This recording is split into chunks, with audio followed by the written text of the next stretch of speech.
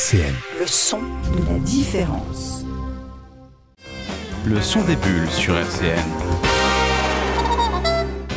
Bonjour amis auditeurs, auditrices et plus encore auditeurs de RCN, audible sur 90.7 et un peu partout Facebook, YouTube, Radio Player ou encore en podcast. Nous sommes dans l'émission consacrée uniquement à la bande dessinée, 100% bande dessinée, le son des bulles, qui réunit une équipe de 6 animateurs volontaires, curieux, toujours audacieux et complémentaires dans leurs approches. Ainsi, nous accueillons autour de cette table et de ce micro la grande Francine pour des actualités toujours archi pointues et des interviews rares. Bonjour Francine. Bonjour à tous. Ça va? Bonjour Francine. Ouais, contente de reprendre. Ah oui, ça faisait longtemps, on a failli pas se reconnaître.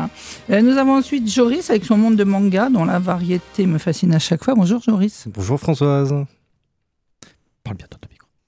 Je parle bien dans le micro. Bien sûr. Oui, on a toujours un petit rappel à l'ordre de Jean. C'est la reprise, c'est la rentrée. Nous sommes sous la surveillance de Jean-Luc, à la technique. Autant en parler tout de suite, comme ça c'est fait. Olivier pour des BD qu'il cherche et qu'il découvre et qu'il partage. Bonjour Olivier. Bonjour tout le monde. Bonjour Olivier. Bonjour. Nous avons aussi David pour un monde de cuir, de muscles, de testostérone, d'univers parallèles, les comics en tout genre. Tout à fait. C'est ça, hein? Ah oui, c'est ça. Je ne ressemble absolument pas à mes modèles. Mais Moi, en jupette, tu sais. Bonjour David. Bonjour. Nous attendions Charles, notre ancêtre et notre mémoire, pour des BD du siècle d'avant.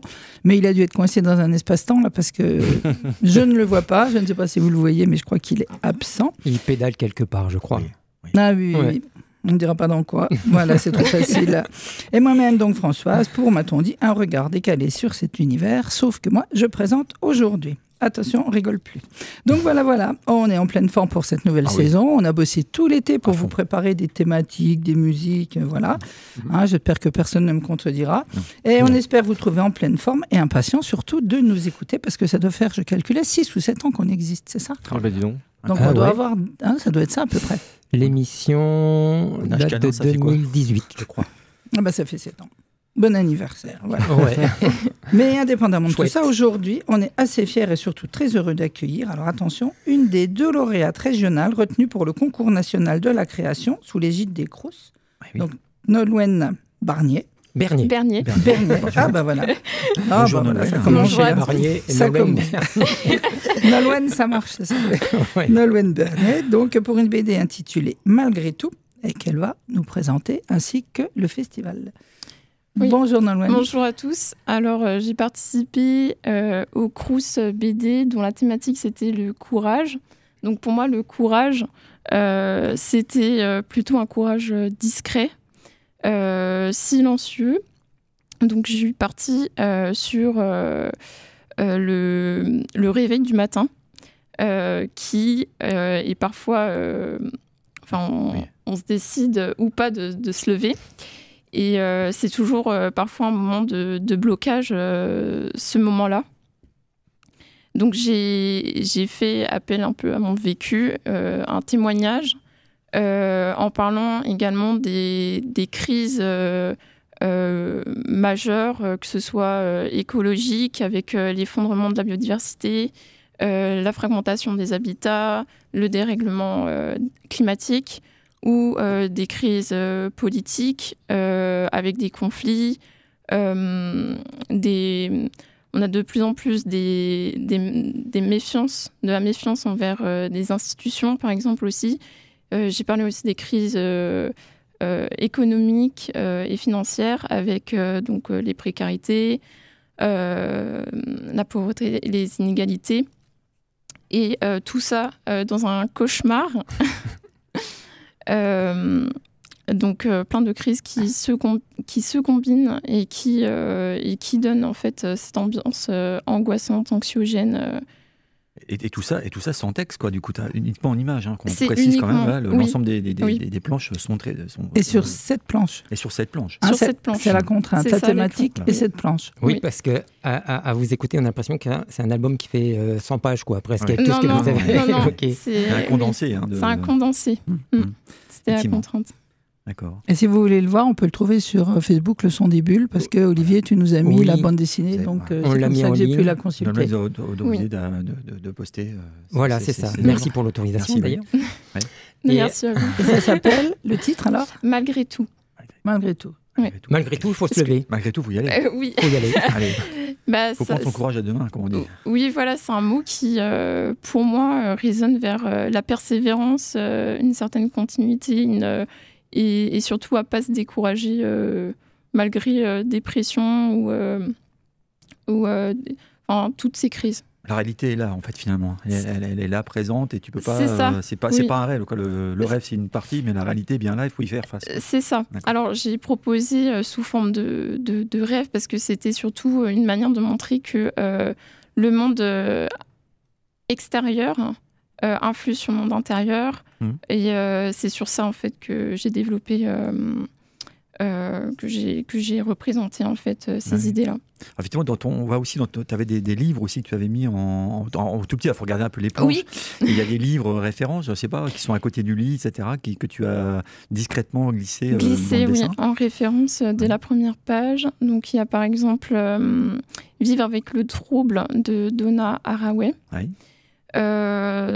Donc là, j'ai aimé sa façon de penser sa vision du monde sur vivre avec le trouble. Donc, ne pas forcément essayer de sauver ou de purifier la planète, mais plutôt être dans cet état d'esprit de cohabiter, en fait, avec un monde qui, certes... va se transformer, quoi. Oui, qui se transforme, mais il faut, en fait, s'adapter. Savoir s'adapter. Oui, parce qu'il se transforme, on y habite aussi, on y est. Oui. On y est acteur. De toute façon, on pourra changer ce qu'on peut, mais il faut vivre avec ce qui est déjà transformé. Quoi. C'est ça, oui. Et il met l'accent aussi sur des notions comme les relations interespèces, la solidarité, la co-création. Oui. Donc il y avait par exemple la notion de la famille qui, pour elle, pourrait s'élargir vers, par exemple, des liens de parenté avec des micro-organismes, des plantes, des animaux. Oui, voilà. L'infiniment petit rejoint... c'est ça. C'est presque quantique, hein, une certaine échelle. Quoi. Mais c'est, avoir dans sa culture le lien avec le vivant. D'accord. Pour dire, on peut dire que tu viens des Beaux-Arts, c'est ça, en fait, hein, ton cursus. C'est important de savoir que ton cursus, tu n'as pas en fini tes études, c'est ça? Oui, c'est ça. Donc là, je vais rentrer en 5e année. Donc je suis à l'École nationale supérieure d'art et de design à Nancy, en option communication. Donc je fais principalement du graphisme, de la photographie, un petit peu d'illustration. Mais en tout cas, pas de BD. Alors pourquoi pourquoi pas la BD? Parce qu'après tout... Enfin la BD. Enfin la BD. Mais pourquoi présenter ça au concours? Parce que c'est vrai qu'il y a la photo, en fait. Il y a aussi le secteur photo dans le concours. Il y avait le secteur photo, mais je me suis concentrée plutôt sur la BD parce que je voulais... c'était un nouveau défi pour moi. Est-ce que tu en as parlé un peu à tes enseignants, tes profs, pour avoir un avis, pour avoir... Est-ce que tu t'es peut-être servi de ce projet-là pour quelque chose? Non, mais c'est intéressant de savoir aussi. Voilà, c'est pas pour être polémique, mais c'est pour dire comment on accueille ça auprès d'une étudiante de 4e année, quand même, qui est en préparation de mémoire bientôt. Alors, c'est vrai que j'en ai pas parlé... j'ai pas eu de retour de mes... Discret. Voilà. J'ai fait... En fait, je me suis pris un peu à la dernière minute pour faire la BD. J'avais 4 semaines. Ah oui. Voilà, 4 semaines, 1 mois pour faire une BD, dont 3 semaines intenses où vraiment j'essayais de trouver, storyboarder, scénario, avoir de l'inspiration. Et 1 semaine, sachant que j'étais en stage en plus, donc j'étais plus à l'école pour la nuit taffer dessus. D'accord. Ah oui. Donc c'était sous pression. Le thème comme un dessinateur de BD, quoi, finalement. C'est pour ça que la première planche, c'est dans le lit. Dans le lit, voilà. Oui, c'est surprenant d'ailleurs, parce que quand on voit le lit, quelqu'un qui dort, ça envoie quelque chose de tout doux. Et après, c'est plus violent, quoi. Et ça finit aussi sur une planche toute douce. Un peu plus anxiogène quand même, parce que c'est vide. Oui, c'est vrai. Alors pourquoi aussi le choix des 2 couleurs? Tu as du bleu et du jaune. Tu as deux teintes qui viennent pour compartimenter, on va dire, les planches une sur 2. Oui, voilà, c'est ça de signalétique. Une couleur pour le monde extérieur, la réalité. Okay. Et l'autre, c'était pour juste faire la transition avec l'onérisme, le rêve, le monde intérieur. Très bien. Tu aurais envie de développer un peu plus loin, maintenant que le concours est passé, mais est-ce que ça t'a pas donné un élan de dire, tiens, je vais peut-être faire quelque chose de plus perso, je vais prolonger cette idée, retravailler le personnage. Oui, parce qu'on connaît des maisons d'édition, nous.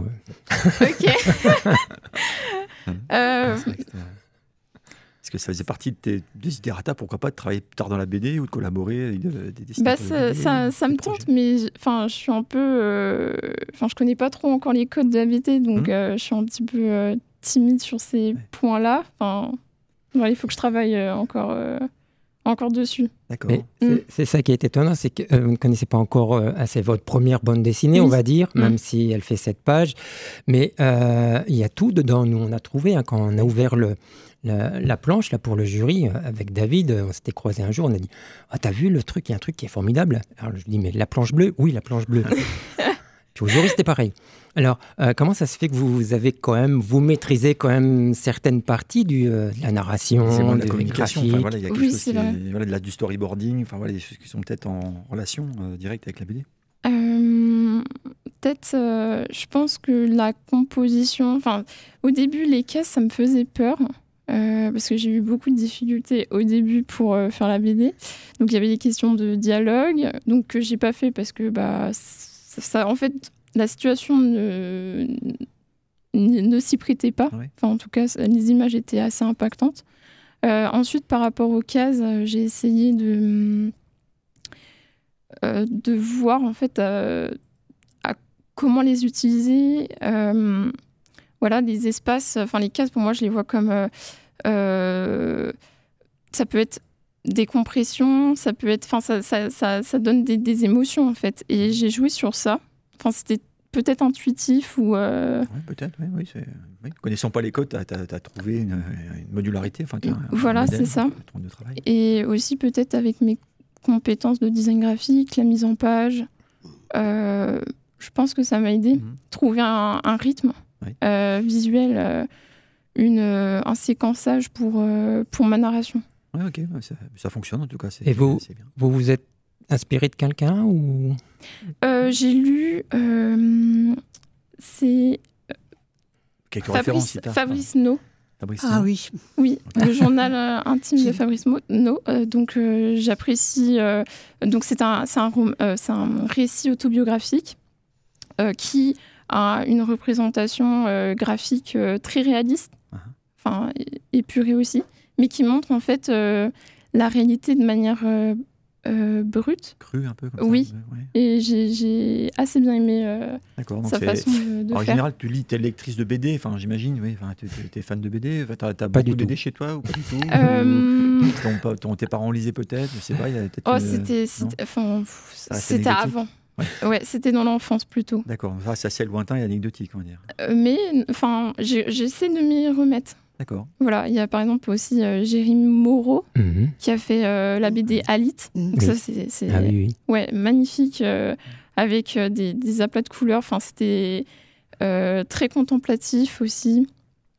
Donc, il parle sur l'environnement, Lalit accoucheur, un petit amphibien. Et ses péripéties pour survivre dans ce monde. Dans ce monde, oui. Mais à vous écouter, c'est plaisant parce qu'on perçoit... moi, je perçois toute la technologie, toute la technique, toute la pratique, toute l'observation, l'inspiration qu'il faut et les difficultés. Parce que quand on lit une BD, c'est des dessins, quoi. Simplicité, en première approche. Et après, en vous écoutant, on entre dans un autre monde de créativité, d'imaginaire, de contraintes, toujours de contraintes, effectivement. Et je trouve que c'est hyper intéressant de vous écouter comme ça. Merci. Et également, quand j'ai dessiné cette BD, pour me mettre un peu dans l'ambiance, j'écoute souvent des musiques. Donc, Orelsan, Stromae, Suzanne, tout plein d'artistes comme ça qui parlent des conditions humaines, des maux de la société. D'accord. C'est quelque chose que tu as conçu totalement de manière tout seul dans ta chambre. Tu ne l'as pas partagé à un moment donné, tu ne l'as pas montré à quelqu'un. C'est vraiment quelque chose qui est né de A à Z dans ta chambre. Dans ma chambre, oui. C'est intéressant de savoir que là, tu as conçu ça sans le montrer à qui que ce soit, sans avoir un regard, un retour, etc. Donc c'est vraiment quelque chose. Alors, pour remettre un mot sur le concours, c'est un concours qui est organisé par les Crous de France. Il y a d'abord des recrutements régionaux.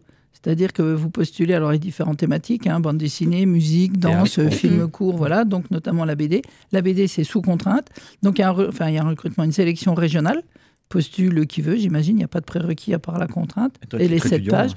Voilà, étudiant et étudier. Voilà, ça peut aider aussi. Et après, donc il y en a 2 qui sont sélectionnés. Vous avez été 2 à être sélectionnés pour participer au concours national. Au mois d'octobre, c'est ça? Non, sélectionné pour le concours régional. Alors, national, là vous êtes... Oui, là je vais être en phase nationale, mais du coup il y a plein d'autres... Il y a d'autres régions qui sont effectivement en concours avec les sélectionnés. Et c'est au mois de septembre, c'est ça? C'est septembre, Oui, à peu près le 10 septembre. Oui. Donc on croise les doigts. Croise les doigts. Oui. Oui, on va faire tout ce qu'on peut. Oui, parce que, Françoise, peut-être tu le diras, mais il y a des prix à l'issue du concours national. Oui, il y a des prix, effectivement. Alors, en fonction des CROUS, il y a des prix financiers qui peuvent aller de 200, 400 euros. Mais voire plus. Le premier prix, c'est 2000 et ça descend à 500 pour le troisième, je crois. Oui, mais ça, c'est au niveau national. Au niveau régional, c'est plus humble, c'est plus petit, mais c'est pas... C'était un petit bon pour le hall du livre. Voilà, c'est ça. Faites pas ça pour les finances, on va dire. Et après, donc, au concours national, il y a des prix. Alors, non seulement il y a le prix, effectivement, qui peut être de 2000 € pour le premier, mais il y a surtout, putativement, un accompagnement pour la diffusion de l'œuvre, ou alors des entrées et puis des liens qui sont avec Angoulême ou des maisons d'édition. Donc, c'est aussi une marche, un tremplin, dirais-je, pour pouvoir parvenir à autre chose pour continuer. C'est pas que 200 balles, quoi, je dirais. Même si c'est bien 200 balles.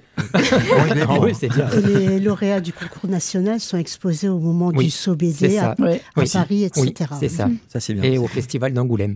Très bien. Alors, ça va passer peut-être de votre lit à une exposition.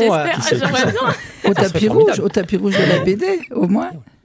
Juste, nous voudrions remercier Nicolas Scheil, qui organise ça au niveau du Crous, au niveau de la Lorraine, et qui fait un travail formidable pour organiser le jury, pour répartir les planches, et voilà, qui nous invite, les phylactères et RCN et d'autres membres de jury des spécialistes de la bande dessinée. Alors les phylactères, pour ceux qui ne savent pas, c'est donc David de sa maison d'édition. Olivier, alors vous étiez membre du jury tous les deux, c'est ce que j'ai cru comprendre. Mais on n'était pas du même bord. Moi j'étais Sondébule, David phylactère. Phylactère, voilà, ça c'est sûr. Il a changé de casquette. On ne se connaissait pas. Tu ne connaissais pas, tu m'étonnes. Enfin, voilà. Alors moi, ce que j'aimais, moi qui adore la peinture, vous avez des plissés dans les draps. Je sais que c'est hyper compliqué à rendre les plissés. Et alors là, il y a des tableaux avec... Moi, j'étais admiratif du dessin. Je ne sais pas comment baptiser ça, je ne veux pas vous offenser, mais du dessin, du rendu que ça donnait. Et tout ça pour un courage discret et invisible, parce que c'est vrai, quand on a un gros traumatisme et tout, la chose qui nous emmène, c'est que le matin, le soleil se lève et qu'on est obligé de se lever. Et ça, vous l'avez bien traduit. Voilà. Donc, vraiment, bravo. C'est un vrai plaisir. Merci. Un petit mot à rajouter, quelque chose que vous n'avez pas dit? Vous pouvez dire vive le son des bulles. Oui. Vive le son des bulles. Nous, on dirait vive Nolwenn Bernier. Nolwenn Bernier, on peut la trouver. Merci, Nolwenn, merci. Ah oui, merci. Vous restez de toute façon. Vous intervenez, vous commentez quand vous voulez, ça c'est sûr. Donc la sélection sera au mois de septembre, on croise les doigts, et puis ça va aller. Et alors, comme on est dans la jeunesse et l'actualité, je vais passer la parole à Francine. Ça va être comme ça. La jeunesse. L'actualité, le Globetrotter des festivals, qui a un blog en plus, on n'en parle jamais, mais peut-être qu'un jour on en parlera ou tu nous en diras quelque chose. Si tu veux, ce sera l'occasion, effectivement. Donc, Francine, dis-nous, toi, qui, que, quoi, dont, où, comment, pourquoi, qu'est-ce que tu nous as choisi? C'est la rentrée, beaucoup de choses à la rentrée, alors beaucoup de choses dans les nouvelles parutions, mais c'est pas là que je vais m'arrêter aujourd'hui, je vais plutôt m'arrêter sur ce qui se passe à Nancy. Alors, la première chose, c'est l'expo Le Fred Touron. Ah oui, non mais... Alors, pour commencer l'exposition Le Fred Touron, qui se tient à la MJC Lillebonne, 14 rue du Cheval Blanc, du 2 septembre au 25 octobre, et qui présente 72 cartes format A4 de Crowbar, accompagnées d'une phrase ou légende. Alors, par exemple, pour tout vous dire, le rire inclusif, AE, AE, AE. Alors, vous pourrez également repartir avec la reproduction sous cadre du dessin qui vous aura tapé dans l'œil, ou encore le catalogue de l'expo pour la modique somme de 9 €. Alors, ça serait vraiment dommage de se priver. Alors, l'expo s'intitule Avant, ça c'est simple, mais alors je vous laisse savourer le sous-titre « Velléité exploratoire d'un Nantais après ». D'un Nantais après, wow. Donc, c'est à la Galerie Lillebonne, du mardi au samedi, de 14h à 19h jusqu'au 25 octobre. Donc. Et le vernissage, lui, aura lieu demain, vendredi, à 18h. Alors ensuite, deuxième... Alors le Fred Touron, c'était un complice de Charles, notre absent du jour, c'est ça? C'est surtout un dessinateur du Canard enchaîné. C'est un des dessinateurs d'anciens. Je le connais depuis que je suis toute petite. Alors, deuxième chose, c'est la sortie de Tout d'un coup ou presque. Alors, après Baru et son catalogue déraisonnable pour une exposition fantasmée, c'est au tour de Jean-Claude Denis de rassembler dans une anthologie intitulée Tout d'un coup ou presque 1 millier d'illustrations, dessins inédits, esquisses aux éditions Le Pythagore qui, rappelons-le, font partie du paysage de notre région puisqu'elles ont été fondées en 1990 par un libraire chaumontais. Alors, pour savoir un peu plus sur ces illustrations, écoutons Jean-Claude Denis. Il y a presque 1 millier d'images qui sont pour certaines inédites, certaines très modestement tirées de cahiers de brouillon, presque on pourrait dire, des dessins de téléphone qu'on fait pendant qu'on appelle quelqu'un en pensant à autre chose.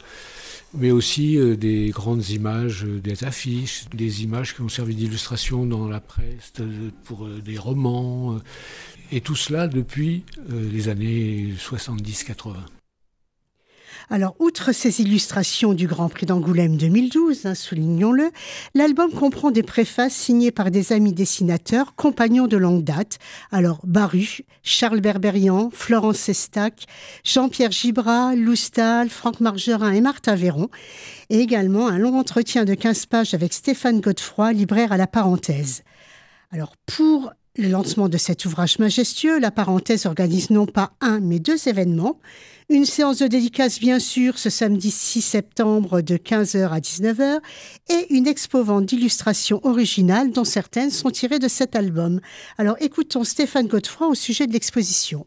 Je crois qu'avant de déballer sa sélection de dessins, je ne m'étais pas rendu compte à quel point l'expo était une expo importante, une véritable rétrospective de 50 ans de carrière. Et c'est extrêmement émouvant de regarder tous ces dessins les uns après les autres qui balayent 50 ans de carrière. Et c'est, à ma connaissance, alors peut-être que Jean-Claude me contredira, mais la première véritable expo rétrospective qui balaye depuis ses débuts jusqu'à aujourd'hui avec ses derniers dessins. Il y aura plus de 100 dessins qui seront accessibles au public durant tout le mois de septembre. Alors pour clore ce chapitre, j'ajouterai que cette anthologie existe en 2 versions. La première à 40 €, la seconde étant une édition originale tirée à 300 exemplaires comprenant une sérigraphie de 20 sur 30 cm numérotée et signée par Jean-Claude Denis qui, elle, vaut 59 €. Le livre sur la place maintenant, parce que pour terminer, l'événement de cette rentrée, c'est quand même le livre sur la place, où nous attendent 61 auteurs et autrices de BD pour des séances de dédicaces. Alors, il y a les dédicaces, bien sûr, mais il y a surtout, ce qui pour moi est le plus intéressant, les rencontres. Alors, petit récapitulatif dans l'ordre chronologique. Le vendredi 12, de 11h à 11h45, remise du prix Grand Est au Forum Bernard Pivot. Alors, le lauréat de cette année pour la catégorie BD est Grégoire Carlet pour Le Lierre et l'araignée, paru dans la collection Air Libre chez Dupuis. Ensuite, l'après-midi, de 14h30 à 15h30 à la résidence autonome d'Onop. Donc, c'est une rencontre avec Florence Sestac pour Le démon de mamie ou la sénescence enchantée, donc qui est paru chez Dargaud. Alors, à savoir que pour celle-ci, il faut réserver à l'avance. De 14h à 15h, c'est bizarre parce que c'est un vendredi, normalement les enfants sont à l'école, ça a repris. De 14h à 15h au Musée des Beaux-Arts, on a Jefferson. Donc à partir de 9 ans, lecture dessinée du roman de Jean-Claude Mourlevac qui raconte les histoires du petit hérisson Jefferson accusé d'un meurtre qu'il n'a pas commis. Ils iront avec leur classe. Ils iront avec leur classe, ouais. Mais ils ne pourront pas y aller en famille. C'est mis dans le côté famille. Ah mince. Le samedi, alors 2 grands événements. Le samedi soir de 18h à 19h au Musée des Beaux-Arts, c'est la rencontre Île déserte avec Antoine Decaune et Xavier Cosse. On en avait déjà parlé, c'était mon gros coup de cœur du mois de mai, donc à ne pas rater. Et ensuite, de 20h30 à 21h30, le concert dessiné La solidité du rêve avec Arthur H. et Alfred, et ça aussi, j'en avais déjà parlé. Voilà, donc à ne pas rater non plus. Le dimanche 14, alors, Petit Palais, de 7 ans à 10 ans, on a un atelier BD avec l'autrice et illustratrice Violette Weiss pour la réalisation d'une planche de BD. Alors, Violette Weiss, entre autres, c'est les brioches et tartines, la série des brioches et tartines. Ensuite, l'après-midi, rencontre au Musée des Beaux-Arts, Croire au merveilleux. Alors, on a Grégoire Carlet pour Le Lierre et l'araignée et Christian Durieux pour Le jour avant le bonheur, qui est paru, lui, chez Futuropolis, qui est une magnifique adaptation avec toute l'élégance de Christian Durieux, du roman de Derry de Luca. Ensuite, Salle Poirel. Alors, Salle Poirel de 14h à 15h30, rencontre très intéressante aussi et qui est en lien avec notre thème puisque c'est la rencontre Océan avec Isabelle Autissier et Zelba pour le livre qui va sortir, je crois, le 13 septembre, Une bouteille à la mer chez Futuro. Et puis aussi Stéphane Melchior pour La longue route, qui est sorti par contre chez Gallimard BD et qui raconte justement l'histoire en 1968 de la première traversée en solitaire de, je ne sais plus comment il s'appelle, qui aurait dû gagner et qui était gagnant et qui a continué, qui n'a pas franchi la ligne d'arrivée. Très très belle histoire aussi. Ensuite, on a malheureusement deux rencontres qui se passent en même temps, alors on va falloir choisir. Donc c'est de 16h à 17h au Musée des Beaux-Arts, il y a la rencontre rupestre. Alors avec Edmond Baudouin et David Prudhomme qui sont allés peindre dans les grottes, etc. Et puis au Muséum Aquarium, on a lecture dessinée Bêtes de sexe avec Mine Tranui et Jules. Donc voilà, qui raconte la vie très privée des animaux. Donc je ne sais pas vous, mais moi, je crois que je vais aller au musée des... Mais à l'aquarium, ils ont déjà fait des conférences là-dessus. Voilà. Alors évidemment, vous pouvez retrouver tout ça dans le programme. Voilà. Alors, pour info, le Fred Touron, je rétropédale, je crois qu'il a sa fille qui fait des dessins dans les jardins de la Citadelle. Ah bah oui, Zoé Touron, elle ne fait pas seulement des dessins, elle fait aussi des BD. Elle fait des BD, mais il y a une planche magnifique. Quand on monte au jardin de la Citadelle, et on voit effectivement... Voilà, ça doit être génétique. Bah voilà. Bon, on vous souhaite la même gloire que tous ces gens qui sont là, Nolwenn. Attention, c'est le début de la première Dans marche. 2 ans, on livre sur la place, Nolwenn. Et on sera là. Moi, je suis bénévole au livre sur la place cette année. Il y aura déjà David, peut-être. Voilà. Oui, le vendredi. Bon, après toutes ces informations toujours denses, mais voilà, on va faire une pause musicale avec Aurel San, qui est né sur Internet. Comme quoi, les réseaux sociaux, des fois, ça a du bon. 18h, 19h, le son des bulles sur RCN. Bon, c'est quand même un texte bien cinglant, et même si, comme on dit, l'opinion n'est pas une information, je trouve qu'il n'a pas tout faux. Il a pas tout faux. Donc merci, c'était une idée de Nolwenn. Merci Nolwenn, beaucoup. Et maintenant, place aux chroniqueurs, avec des BD choisis sous contrainte, comme on fait des fois. Cette fois-ci, c'est les 4 éléments, c'est-à-dire l'eau, la terre, le feu... Et l'air. On l'oublie. Oui, non, mais j'arrive pas avec ça. Alors, il faut savoir, j'ai cherché, c'est un concept philosophique occidental. Objet de débat, c'était avant Ésope que ça existait déjà. On pensait que tout était fait à partir de ça. Mais au fur et à mesure, on a découvert la lumière, l'électricité, le vent, la radioactivité. Donc, il y a des tas de débats scientifiques autour de ces 4 concepts. Donc, nous allons voir, mesdames et messieurs, comment les chroniqueurs du jour vont s'en sortir. Oui. Avec le tout premier, voilà, un monde où on se bat pour des terres, des pouvoirs, la force et la justice qui se mêlent. Je vais passer la parole à David et les 4 fantastiques. Eh oui. Voilà. Vous allez vous dire, quel est le lien avec les 4 fantastiques ? Évidemment, il apparaît assez clair. Donc, je vais vous parler donc de la plus grande équipe de super-héros Marvel. Laissez-moi vous présenter les 4 fantastiques. Je ne vais pas vous faire la chanson. Si. Aussi, vas-y. Vous l'écouterez tous. Créé par le scénariste Stan Lee et dessinateur Jack Kirby en novembre 61, rencontrant un succès colossal, il ouvrira les portes à la création de nombreux autres héros, équipes incroyables, les Avengers, les X-Men. N'oublions pas bien sûr Steve Ditko dans ce trio créatif. Pourquoi 4 héros ? Parce que Stan Lee aimait donner des initiales identiques à ses créations. Fantastic Four. Il donnait par exemple Peter Parker pour Spider-Man, Bruce Banner pour Hulk, Matt Murdock pour Daredevil, ou alors Scott Summer pour Cyclope dans les X-Men. Donc c'est mémotechnique, on s'en souvient bien. FF, Fantastic Four. Fantastic Four désigne le groupe ainsi que la série dédiée qui fut à ce jour la plus longue série dédiée éditée par Marvel et s'achève après 50 ans de bon loyal service en février 2011. Mais... pas d'inquiétude, la série est reprise un mois après sous le nom de Fondation du Futur et reprend certains personnages de manière indépendante. Et puisque c'est une histoire de droit, de rachat, etc., c'était un peu compliqué. Les 4 Fantastiques vont disparaître des radars pendant un certain temps pour les besoins du cinéma. Les 4 Fantastiques arrivent en 61 au bon moment car Marvel, précédemment Timely, est sur le point de couler. Le titre FF va donc sauver la maison d'édition. Une nouvelle méthode de travail instaurée par Stan Lee lui-même qui consistait à confier au dessinateur le synopsis, laisser le dessinateur se débrouiller pour développer et découper les histoires. Ça va. Stan Lee arrivait ensuite pour remplir les bulles. Ouais. Ok, d'accord. Marvel finira donc par rivaliser avec son concurrent des DC Comics et même le dépasser les années qui suivent. Mais qui sont les Fantastiques ? C'est ça qui nous intéresse quand même. Exposés à une dose massive de rayons cosmiques lors d'une mission spatiale orchestrée par le scientifique Reed Richards et ses compagnons, Susan Storm, ou sa fiancée, Johnny Storm, le frère de Susan, et Ben Grimm, le meilleur ami de Reed et pilote de l'avion. À leur retour sur Terre, ils acquièrent des pouvoirs surhumains. Incroyable.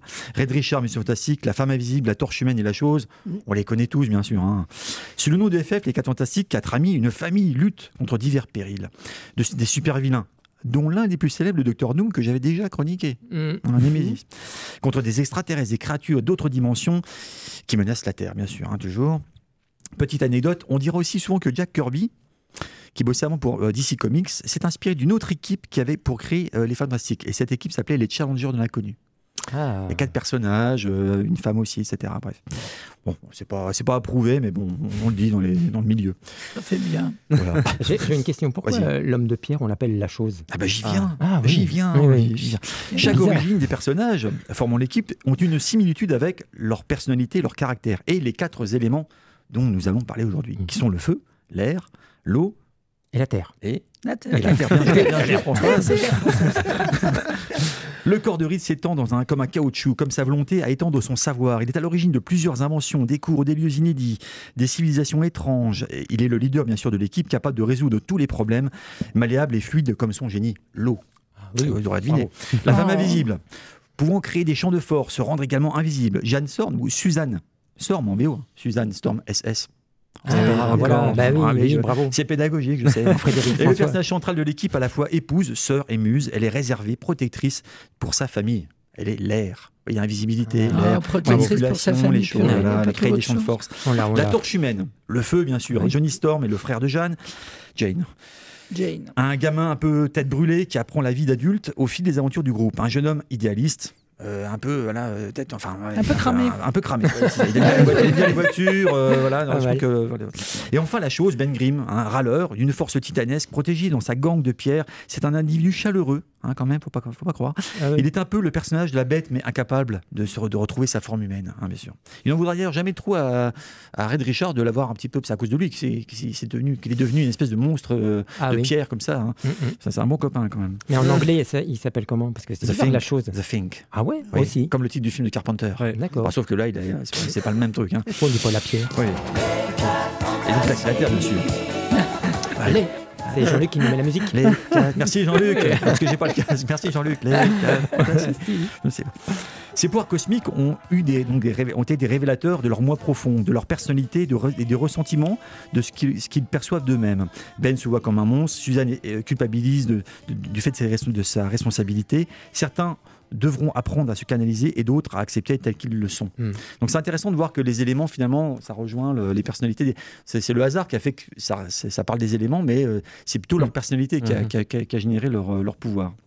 Alors, pour le petit conseil de lecture, les Fantastiques ont vécu des histoires cosmiques et relationnelles incroyables durant ces 50 années d'histoire, nous offrant les vilains les plus charismatiques de l'univers Marvel, Galactus, Silver Surfer, l'Homme Taupe, et j'en passe, et des meilleurs. Dr Doom en particulier, je reviens donc la chronique. La chronique. Je vais m'étouffer. Excusez-moi. Tu manques d'air. Donc, allez, on y va, continue. Alors, vous pouvez découvrir la nouvelle série des FF, FF Forever, donc c'est celle-ci. Allez, vas-y. À l'époque, j'ai acheté 10 €, mais c'était la promo. Dessinée donc chez Panini, sortie en mai 2019, écrite par Dan Scott et dessinée par la dessinatrice Sarah Pichelli, je te l'ai précisé, une dessinatrice sur les 4 Fantastiques, c'est plutôt chouette. Une série Marvel 2-in-1 aussi qui est à suivre dans le même topo, alors que je n'ai pas là, que j'ai pas un budget illimité non plus. Les Fantastic Four 1, 2, 3, 4 par Jay Lee, une collection 20 ans de chez Panini, un grand classique de chez FF où on donne à Susan Storm une relation extra-conjugale avec le maître des mers, le maître des mers, Namor. Et oui, madame, quelle honte. Oh là là. Peut-être elle hypnotisée par le séduisant Namor, on ne sait pas. La série Ultimate Fantastique en omnibus, c'est bien sûr les intégrales fantastiques 61-62, encore disponibles avec Kirby et Stan Lee. Mais je voudrais parler vite fait comme de Fantastic Four, l'histoire d'une vie, de Mark Russell et Son Isaacsi. C'est très intéressant parce qu'on suit les Fantastiques des années 60 et ils ont vieilli en même temps que leur public. Alors qu'en temps normal, les héros ne vieillissent pas ou vieillissent très lentement. Là, c'est très intéressant parce que depuis les années 60... on ne vieillit pas, qu'est-ce que tu dis? Oui, depuis 2018, on est même. Non, mais on ne vieillit pas. On sera toujours là dans 50 ans. Et donc là, les Fantastiques vieillissent au même rythme que leurs lecteurs, quelque part. On va les trouver avec plus âgés, etc. Et c'est très intéressant. Une série que je conseille aux lecteurs du Son des Bulles, un one-shot, un très beau récit. Voilà, donc pour le conseil de lecture, je m'arrête là. Et l'homme élastique est moins élastique. Alors ça dépend. Alors peut-être, ouais. C'est un vieux caoutchouc. Des fois, ça peut péter. Sait-on jamais.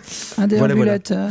Ça va être super. Alors, je vous invite à découvrir, effectivement, c'est très intéressant. On croise un peu les histoires classiques des Fantastiques, mais avec le vieillissement, ça engendre d'autres thématiques, d'autres choses très intéressantes dans la famille. Voilà, très bien. L'histoire de famille. Bon, mais moi je regarde, j'ai jamais un copain gaulé pareil et une copine faite de la même façon. Je sais pas où ils vont les chercher. Mais... l'homme de Pierre, écoute. Comment ça? Enfin, je sais pas. T'as bien dit qu'il s'appelle Pierre. Non, mais non, voilà, non, mais c'est toujours. Mais c'est du fantastique, c'est ça qui est extraordinaire. Eh ben, merci David. Merci à vous. Merci beaucoup. Merci. Ça donne des envies, tout ça. Alors, on va faire les 3 élastiques. Voilà, là, on attend Charles, où on passe à la rubrique suivante, qui normalement devait nous faire sa chronique avec une vie de douceur, avec une BD incroyable. Charles, RTR Feu, on va bien penser à lui. On ne sait pas où il est. Gros bisous, Charles. On espère que ça va. Donc, nous allons céder la patience, la parole à Olivier, donc multitâche, une BD et une actu, qui, je crois, a divisé sa rubrique en 4 éléments. Heureusement qu'on n'a pas fait les 101 Dalmatiens. Je me suis dit, on ne serait jamais sorti. Donc, c'est un homme de partage, c'est ce que je dis aux présentations. Donc, vas-y. Alors, tout est... En fait, je vais faire juste la petite partie actu en 1 minute 30. On a un peu le temps. Je voulais parler. Je voudrais bien que Joris parle aussi de son t'inquiète album. pas, ça va très bien se passer. Moi, il faut me couper. Le 17 septembre, il y a une péniche qui va partir de Talange, une péniche qui s'appelle le Baraka. Et sur cette péniche, on va retrouver plein d'artistes variés, des auteurs de BD, mais pas seulement, des poètes, des littéraires, etc. Et donc, c'est un festival qui s'appelle Les Passerelles, qui est organisé par l'association Karanouska. Et l'idée, c'est de faire déambuler cette péniche au fil de l'eau, de Talange, à faire une boucle en passant par Liverdun, par Pont-à-Mousson, par Metz, par Strasbourg. Ça va faire un petit tour en Allemagne. Et à chaque escale, il va y avoir une animation, des rencontres, des ateliers, etc. Et donc, c'est un festival qui est assez étonnant parce que, voilà, ça se passe sur une péniche, au rythme de l'eau, tout tranquille. La péniche, elle fait du 5 km/h, peut-être du 12 quand ils mettent le turbo. Mais voilà, c'est un rythme qui est apaisant. Les artistes restent sur la péniche quelques jours, d'une escale à l'autre, et travaillent. C'est quand même un peu une résidence.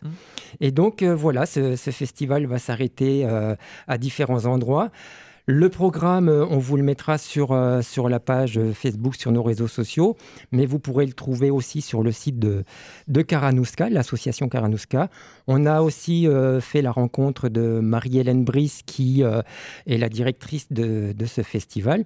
Donc, elle nous en a dit beaucoup plus sur ce festival, sur cet événement. Sachez qu'en auteur de BD, on va retrouver Chloé Cruchaudet, qui va partir de Talange, je crois. Chloé Cruchaudet, qui était aussi dans Pigments, je crois, dans la caverne, pour peindre avec ses collègues. C'est la seule fan, d'ailleurs. Oui, avec une peau de bête, je ne sais pas trop. Pas du tout.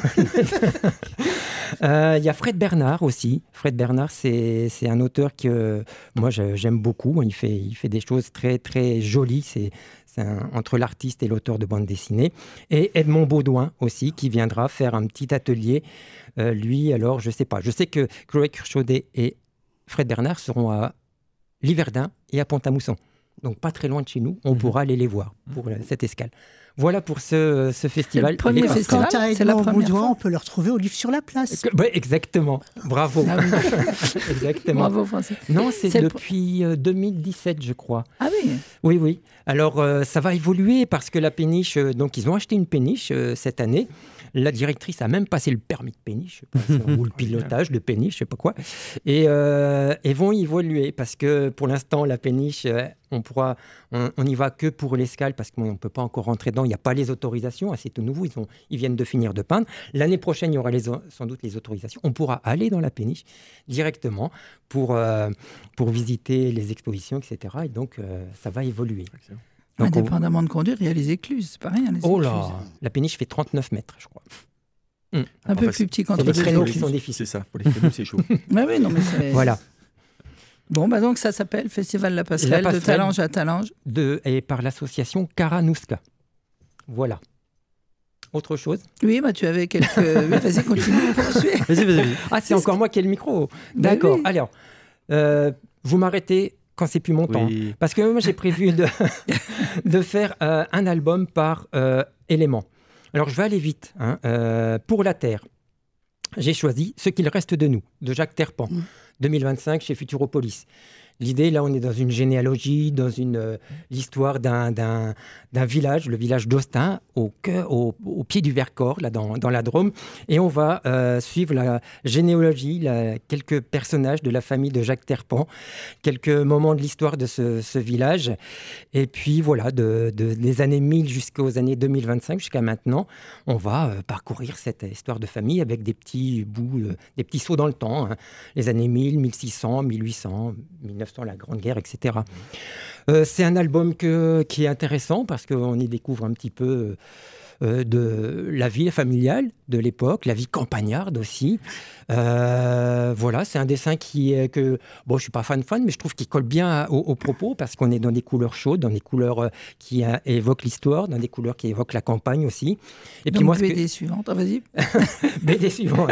Voilà. Non, mais moi j'ai bien aimé parce qu'en gros finalement, on arrive à se projeter parce qu'il y a des moments où on se dit mais tiens, ça pourrait être notre histoire à nous aussi.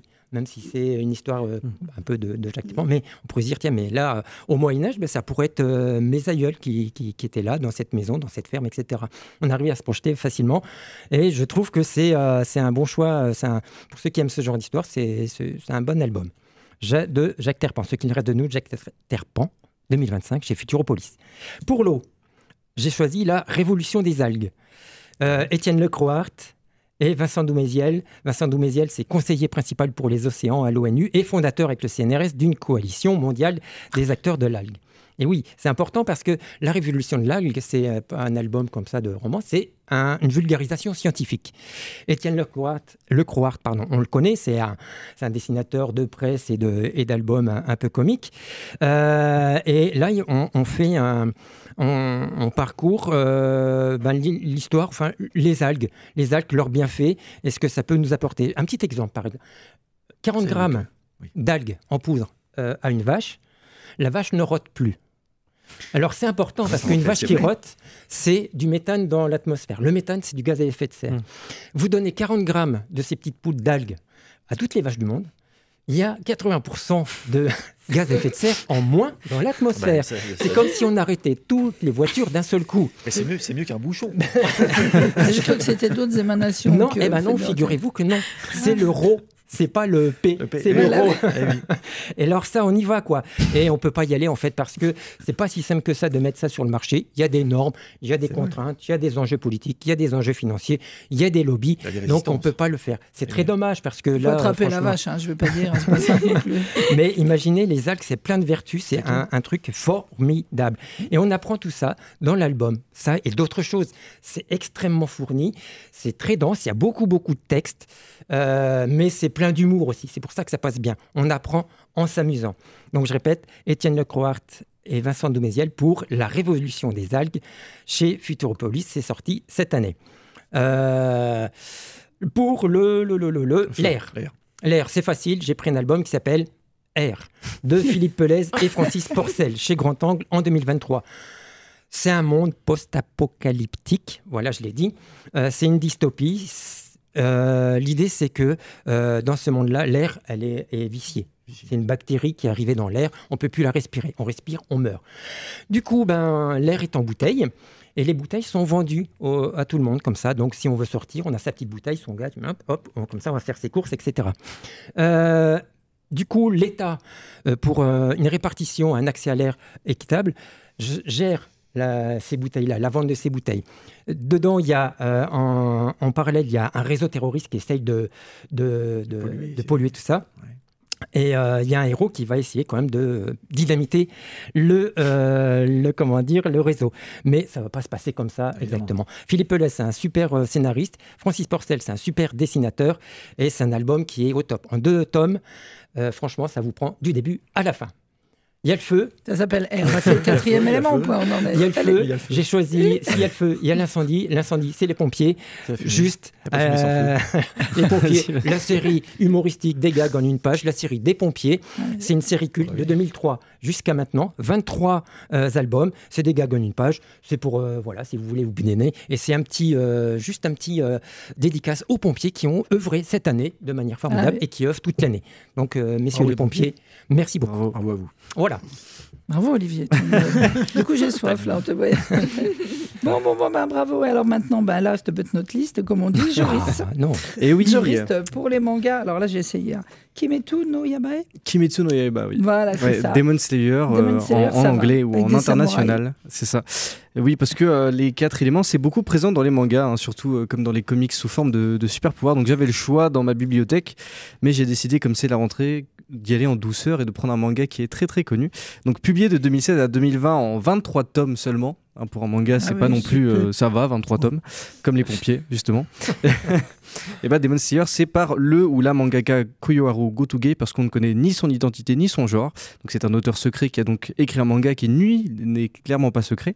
Parce que Demon Slayer, en juillet 2025, c'est un tirage total de 220 millions d'exemplaires, ce qui le classe 7e dans les mangas les plus vendus au monde. Un carton plein et un bel exploit quand on sait qu'il n'y a que 23 tomes. Et donc c'est aussi avec son format manga, son animé, des films aussi qui sortent actuellement, mais des produits dérivés, c'est 2,6 milliards de recettes pour une franchise seulement en 2020. Donc je vous laisse imaginer maintenant en 2025. Par exemple, juste pour le film Demon Slayer, ça a dépassé le chef-d'œuvre qui est Le Voyage de Chihiro de Miyazaki dans les films ayant fait le plus d'entrées au Japon. Donc Demon Slayer s'est classé premier. Donc un très grand engouement, mais pourquoi ? C'est quoi son univers et surtout l'histoire de ce manga? Bah oui. Pourquoi, Joris? Alors déjà, une époque. Ça se passe durant l'ère Taisho. Donc l'ère Taisho au Japon, pour vous donner une idée, ça se situe entre 1912 et 1926. Voilà, donc c'est moderne, mais pas trop à la fois. On n'est pas dans un Japon qu'on connaît actuellement, comme par exemple à Tokyo. Ensuite, un protagoniste principal, donc c'est Tanjiro, donc c'est l'aîné d'une famille qui est une famille marchande de charbon et dont le père est mort. Donc Tanjiro doit s'occuper lui-même de livrer le charbon dans les villes aux alentours depuis sa petite maison familiale dans les bois. Mais bien sûr, un élément perturbateur, sinon c'est pas marrant. Un jour, Tanjiro revient d'une livraison et découvre toute sa famille malheureusement tuée et décimée. Il suspecte évidemment un démon parce que les démons sont des créatures présentes dans cet univers, des mangeurs d'hommes. Toute sa famille est morte, enfin, toute. Non. Sa sœur Nezuko est encore vivante, mais malheureusement, elle s'est transformée en démon. Mince, comment faire alors si un membre de notre famille se transforme en mangeur d'humains ? Surtout qu'en plus, un pourfendeur de démons intervient et souhaite tuer la sœur de Tanjiro, car logique, c'est sa mission, c'est un pourfendeur de démons, tout est dans le nom. Et bien Tanjiro va arriver à convaincre ce pourfendeur qu'il est certain de trouver un moyen de faire en sorte que sa sœur redevienne humaine.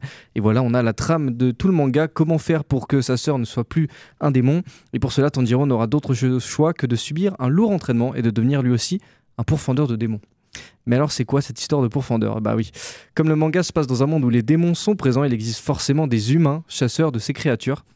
Représentés comme des samouraïs, ils s'entraînent pour maîtriser ce qu'on appelle le souffle, donc qui est commun à la plupart des pourfendeurs de démons, qui constitue en une manifestation de leur puissance par une combinaison martiale de techniques, de respiration et d'épéisme. Donc c'est des mouvements, des techniques un peu comme de la danse qui permet de battre ces démons. Et c'est là qu'interviennent nos 4 éléments, puisque le souffle originel, aussi appelé souffle du soleil, puisque le soleil est l'une des faiblesses des démons.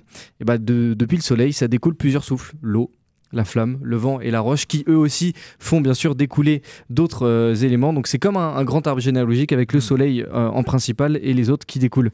Et donc, par exemple, notre personnage principal va apprendre à manier celui de l'eau. Donc, ces éléments ne sont que des mouvements et des techniques pour les profondeurs, mais pour le lecteur, nous, ils sont représentés graphiquement. Ils sont véritablement dessinés. On le voit, par exemple, quand il utilise un mouvement de l'eau, des vagues, un peu comme la grande vague, voilà, que tout le monde connaît. Oui, exactement. Par exemple, le souffle de la flamme, on voit des flammes, voilà. Mais dans le manga, c'est une métaphore pour des mouvements de samouraï. Alors c'est magnifiquement bien dessiné, des éléments sont vraiment bien représentés avec un style un peu particulier. Donc le mangaka nous livre un scénario assez classique, mais pourtant rempli de comédie, de suspense, d'action, des super dessins. Si vous voulez de l'action, vous êtes servi. Pareil pour l'animé, donc la série animée. Si vous voulez regarder, on n'a jamais eu une animation comme ça depuis très très longtemps. Oui. Et à l'époque où c'est sorti, ça a surpris et époustouflé tout le monde. Donc honnêtement, n'ayez pas peur de vous mouiller en lisant Demon Slayer. Je vous promets que vous ne vous brûlerez pas. C'est tout pour moi. Oh, bravo. Quelle finale. Oh, il manque pas d'air,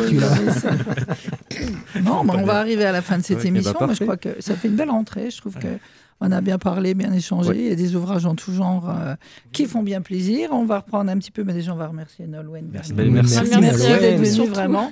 Voilà, on espère que vous avez pris autant de plaisir que nous à vous accueillir. Quelques rappels, donc voilà, à l'MJC Lillebonne, Neufren-Touron. Des festivals, des expos, il y en a toujours. N'hésitez pas à rentrer, à aller voir, à parler avec les gens qui sont là, notamment Philactère par exemple, au Livre sur la Place. N'hésitez pas, c'est des rencontres à chaque fois. Merci aussi à nos partenaires, La Parenthèse, le Cahier Bleu et puis Plus belle les bulles qu'on peut trouver sur Facebook, sur les petits posts que tu fais, Olivier. Le Livre sur la Place. Et puis on se retrouve le mois prochain sur une thématique que je ne vous dirai pas. Il faudra nous écouter pour le savoir. À bientôt. Merci Jean-Luc. Au revoir.